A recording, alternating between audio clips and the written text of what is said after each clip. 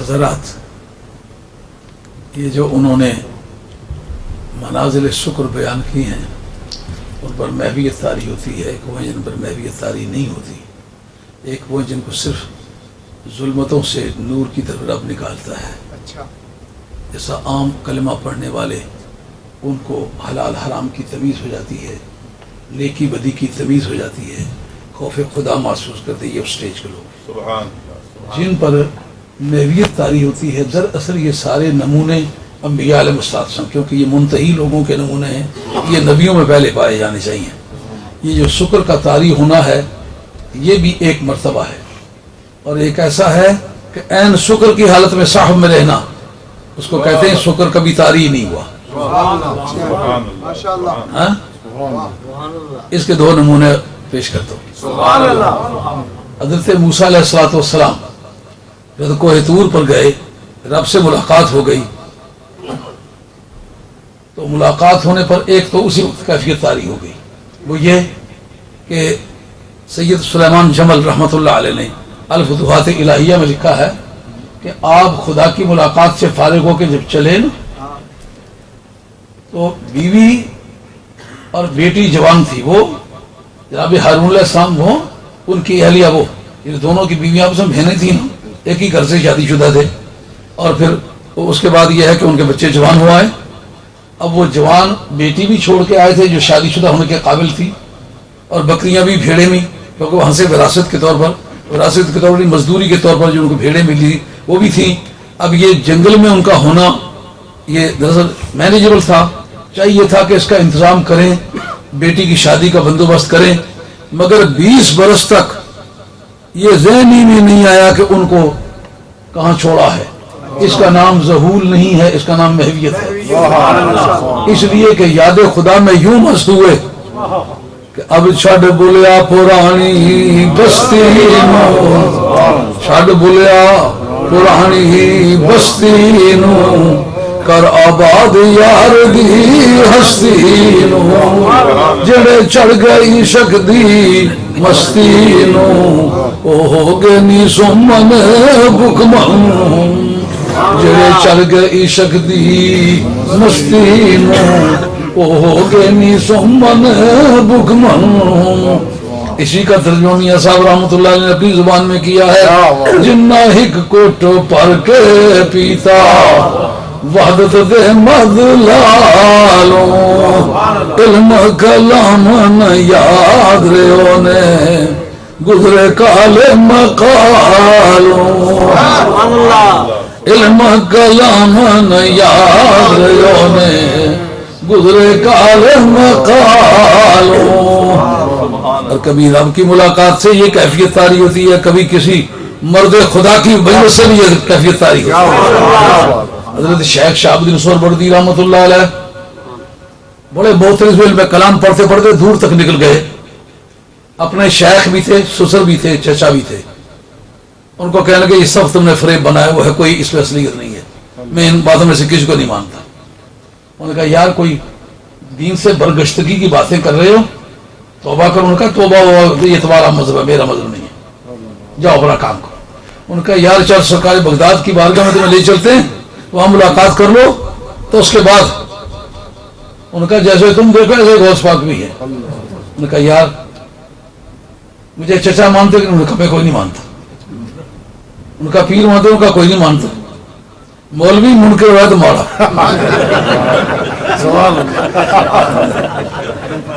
میں پیر مانتا ہوں، چچا، انہوں نے کہا سسر بھی مانتے ہو کہ نہیں؟ انہوں نے کہا یہ مانتا۔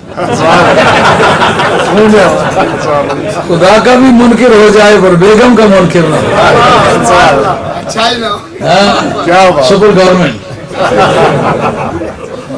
انہوں نے کہا چل یار اسی رشتے سے میں تمہیں واسطہ دیتا ہوں کہ سرکار بغداد سے چل کے بات کرو۔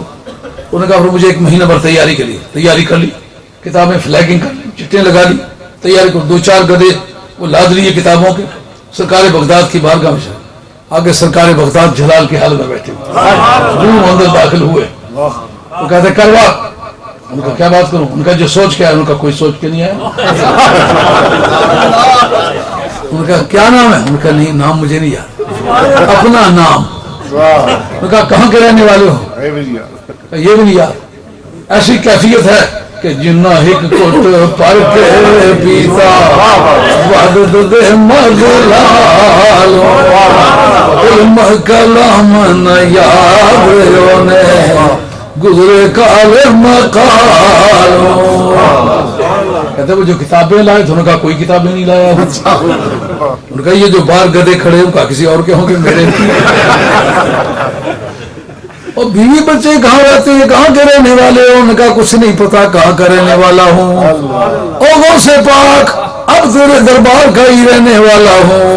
جنہ ہک کٹ پر کے پیتا وعدد دے مدلالو علم کلام نہ یاد رہو نے گزرے کال مقالو. اور ایک سرکار کا حال ہے. موسیٰ علیہ السلام نے تجلی طور پر گرتی دیکھی بے ہوش ہو گئے. دنیا و مافیہ کے ساتھ کوئی تعلق نہ رہا. سرکار روحان اللہ السلام معراج کی رات دیکھ کے بھی آئے وہاں کی ساری باتیں بتائیں کہ ہوش کی حالت میں دیکھا ہے. منہم من کلم اللہ کی تفسیر میں علامہ بیضاوی لکھتے ہیں کہتے ہیں اس سے مراد سرکار ہو سکتے ہیں یا حضرت موسیٰ علیہ السلام ہو سکتے ہیں. کہا موسیٰ علیہ السلام بھی مراد ہو سکتے ہیں اس لیے کہ قرآن میں کلم اللہ موسیٰ تکلیما. لیکن جس نے بن دیکھے بات کی ہے وہ کلیم ہو سکتا ہے. جس نے دیکھ کے بات کی ہے وہ اگر اس کو دیکھنے کا گواہ بنایا جائے ایویڈنس بنائی جائے کہ دیکھا ہے تو کیا شہادت گزر سکتی ہے؟ کیا نہیں گزر سکتی. کیوں؟ جب دیکھا تو ہوش نہیں تھے جب ہوش تھے تو دیکھا. بات تو اس کی کرو شاہدم و مبشرا جس نے کہ دیکھا بھی ہے اور ہوش بھی ہے. اب یہ سرکار کی شان ہے. سرکار پر پوری زندگی میں کبھی کسی وقت بھی شکر تاری نہیں ہوا. اور سرکار بغداد نے یہ جو شعر آپ نے پڑھا تھا نا ابھی اس کے اندر موجود ہے کہ کبھی شکر تاری نہیں ہوا. آپ کہیں گے کہاں لکھا ہوا ہے؟ یہ تو گل ہی نا جٹوں نے پھیرے سا تو لوگ مننے نا. نظارت الہ بلاد اللہ جمعا کخردلت علی حکم اتصالی. اللہ حکم اتصالی مالک استدلال ہے. میں خدا کے سارے شہروں کی طرف دیکھتا ہوں جس طرح رائی کا دانہ ہتھیلی پر ہے لیکن کیا وقتاً فوقتاً دیکھتا ہوں؟ اللہ حکم اتصالی لگاتار دیکھتا ہوں. اگر شکر تاری ہو تو لگاتار کون ہے؟